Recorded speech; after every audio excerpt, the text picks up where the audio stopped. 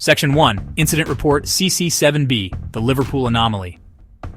Strictly confidential, eyes only. Memorandum for Celestial Compliance Office, dated the 5th of September 2025. Reference, Incident Log, CC7B/LPL. Subject, unsanctioned metaphysical event and associated Grace Tech malfunctions. Right, let's get this over with. Another week, another existential crisis bubbling up from the mortal coil. This time it's Liverpool.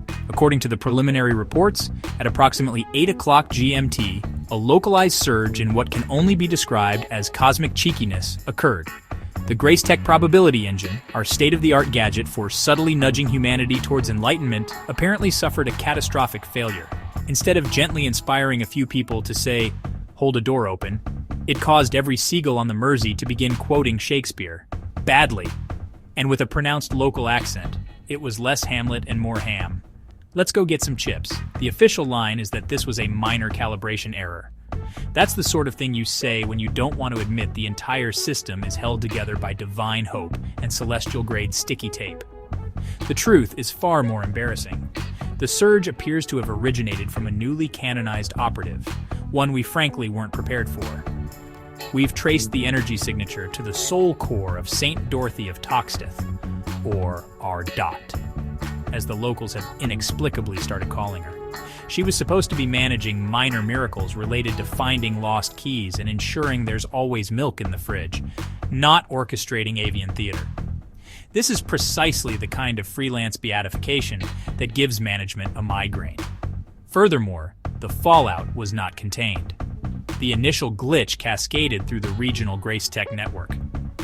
For a period of 17 minutes, the Mersey Ferry began to sing sea shanties about the rising cost of living. This was followed by an outbreak of spontaneous rhyming couplets among canines in Sefton Park, which the media has since dubbed the Pooch Poetry Slam. It's all terribly undignified. We are meant to be the silent guiding hand behind creation, not the producers of a surrealist variety show. The paperwork alone is going to be biblical, and not in the good, divinely inspired way, more in the long, tedious, begat this and begat that sort of way. The primary directive of this office is to maintain a delicate, almost imperceptible influence over human free will. We are supposed to be subtle. We are the quiet suggestion, the gentle nudge, the sudden urge to phone one's mother. We are not, and I cannot stress this enough, supposed to be the reason a man in Birkenhead suddenly believed his garden gnome was offering him sound financial advice. It undermines the entire Celestial brand. The department is now on high alert, and we have redacted the full incident log to prevent a panic. Frankly, if word got out that our multi-billion soul infrastructure was this fragile, the competition downstairs would have a field day. Now let's talk about Dorothy. Saint Dorothy, I suppose we must call her.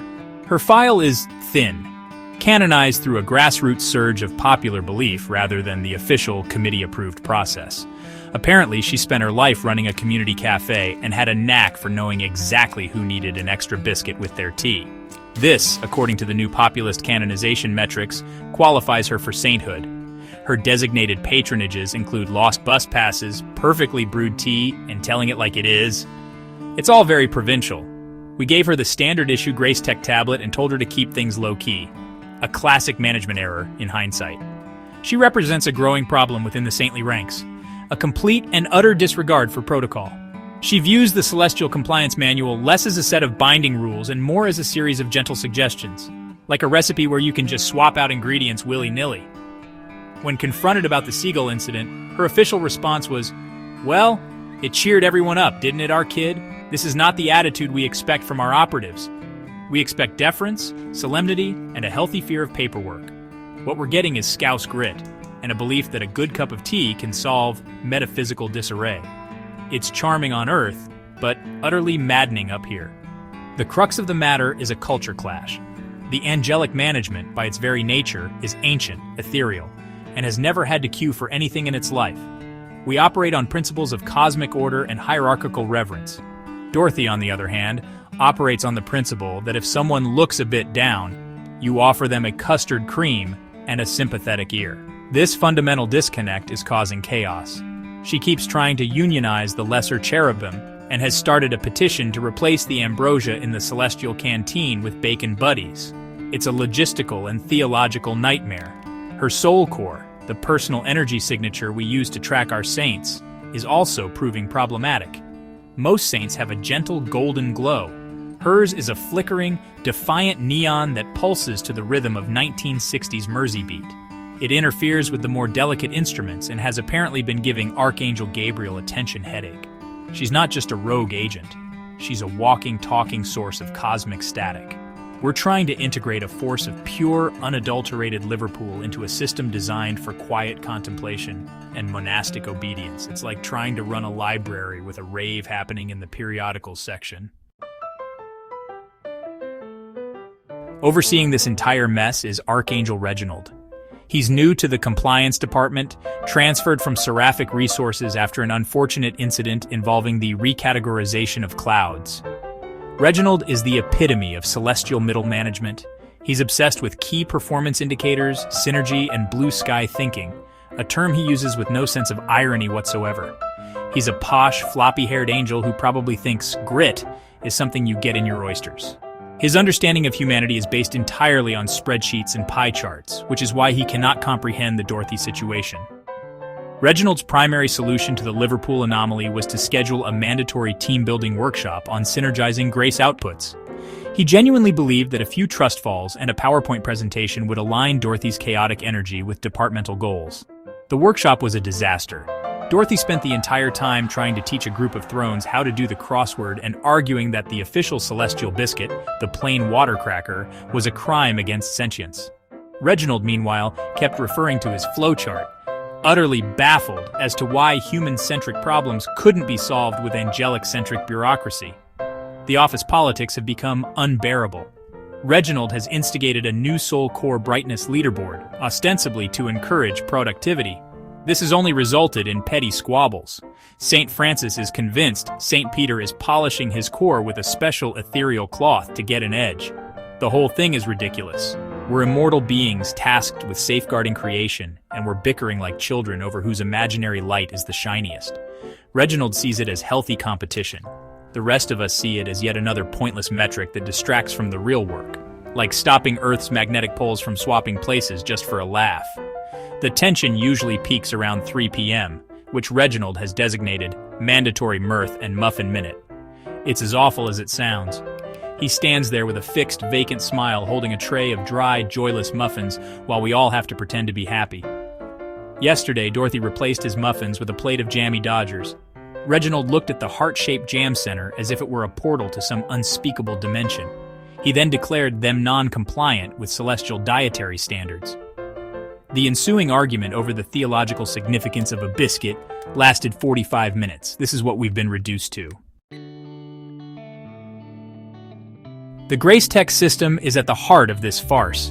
It was designed by a committee of archangels who believed that a sufficiently advanced algorithm could quantify and direct the human soul. The result is a piece of technology about as reliable as a chocolate teapot. It runs on an operating system so old that it still thinks dial-up is the next big thing. Glitches are not a bug. They are a feature. Last month, a misplaced decimal point in the inspirational thoughts subroutine caused every dentist in Belgium to briefly consider a career in interpretive dance. We're not guiding humanity, we're just making things weird.